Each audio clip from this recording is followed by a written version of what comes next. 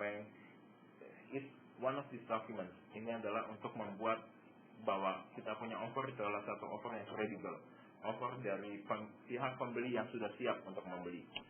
Tentu kita akan memberikan kontrak.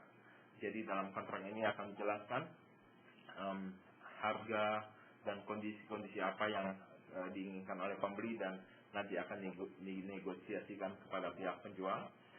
Kedua adalah surat pre-approval dari bank untuk pinjaman rumah untuk menyatakan kepada pihak penjual bahwa saya ada pembeli yang sudah di pre-approve untuk mendapatkan pinjaman.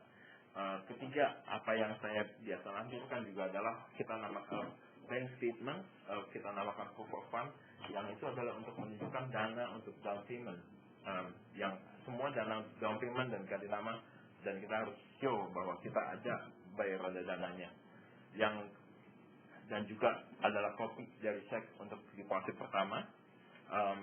Dan yang keempat adalah yang terakhir, kadang-kadang ini untuk bank on properties, mereka minta surat bahwa kita akan accept kondisi rumahnya. Nah, ini yang kedua ini social properties. Seperti yang saya katakan, social properties ini salah satu yang istilah yang baru kita lihat belakangan ini, mungkin 3-4 tahun belakangan ini. Social properties adalah penjualan rumah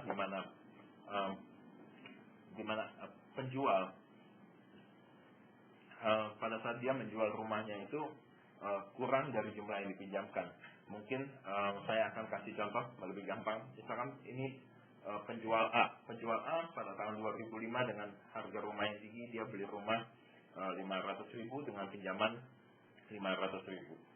Hari ini rumahnya market value 300.000. Tentu dia nggak bisa jual dengan harga 300.000.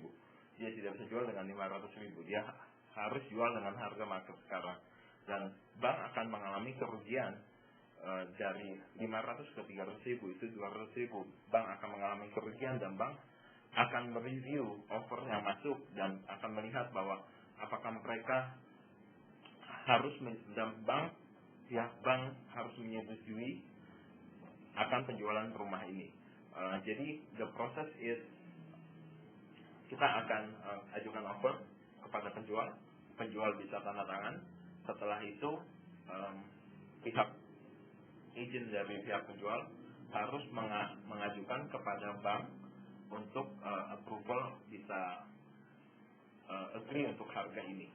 Saya akan jelaskan lebih detail dalam prosedur dan timeline untuk social property. Sebetulnya kita mungkin saat ini ada yang bertanya-tanya, mengapa bank mau? Padahal mereka harus rugi uang cukup banyak, 200.000, kadang-kadang saya lihat sampai 300.000. Ada beberapa alasan mengapa mereka mau melakukan short sale. Seperti kita semua, man is a businessman. Mereka sudah tahu mereka akan rugi. Dan the question for them is, they have to minimize kerugiannya. Mereka punya loss. Mereka mau minimize sekecil mungkin loss dari mereka. Dan mereka akan hitung apa yang menjadi perhitungan mereka adalah apakah kalau saya sekarang jual dengan short sale, apakah saya jual nanti setelah bank own, setelah itu foreclosure dan kembali ke mereka, yang mana yang mereka lebih minimize the losses. Karena kalau misalkan mereka foreclosure, properti akan kembali ke bank. Untuk foreclosure pun membutuhkan dana kadang-kadang 50-75.000. Dan setelah foreclosure, pada saat itu rumah kembali ke bank, bank juga akan ada expenses. Pada saat itu kembali ke bank, bank sudah harus membayar property tax. Kalau misalkan mereka ada HOA, mereka harus bayar HOA dan juga biaya lainnya. Selain itu juga kalau kembali ke bank, rumahnya kosong. Sekarang ini belakangan kita mulai melihat bahwa rumah-rumah bank owned itu banyak di burglarize. Jadi itu adalah satu risk yang mereka harus take kalau ini rumah kembali untuk foreclosure. Dan juga untuk foreclosure rumah di California ini dibutuhkan waktu sampai 6-8 bulan. dari waktu saat pemilik rumah tidak bisa membayar mortgage. Dan biasanya short sale itu bisa di-conclude dalam waktu 2 sampai 5 bulan. Most of the time, 2 months, 2 sampai 3 bulan adalah waktu yang average untuk menyelesaikan short sale transaction. Ada juga karena untuk short sale itu 2 sampai 5 bulan, tapi juga ada sedikit drawback-nya, bahwa karena di agreement yang kontrak yang kita ajukan kepada pihak penjual, itu juga ada satu clause yang menyatakan bahwa bank penjual juga tidak harus menyetujui short sale. Mereka punya option apakah mereka decide, apakah kalau misalkan mereka pikir harganya belum cukup untuk memenuhi mereka punya requirement, mereka juga tidak harus menyetujui. Dan juga seperti saya katakan tadi, bisa makan waktu 2 sampai 5 bulan. Dan yang ketiga, kalau seperti regular sale, pada saat kita tanda tangan kontrak, kita berikan kepada pihak penjual. Pihak penjual oke harganya, mereka tanda tangan kembali kontraknya, kirim kepada kita. Ini pembeli A, kita harganya oke, termnya oke, kita kembalikan. Dan we have a one ratified contract dan siap untuk goes to escrow. Tapi kalau short sale properties itu ada sedikit perbedaan. Offer yang sudah ditandakan oleh pihak pemilik rumah atau penjual belum tentu bisa disetujui oleh bank penjual, dan itu harus melakukan proses yang 2 sampai 5 bulan itu, yang dimana bank akan mereview dokumennya dan akan menentukan apakah short sale, apakah jalan yang terbaik untuk pihak bank untuk saat ini.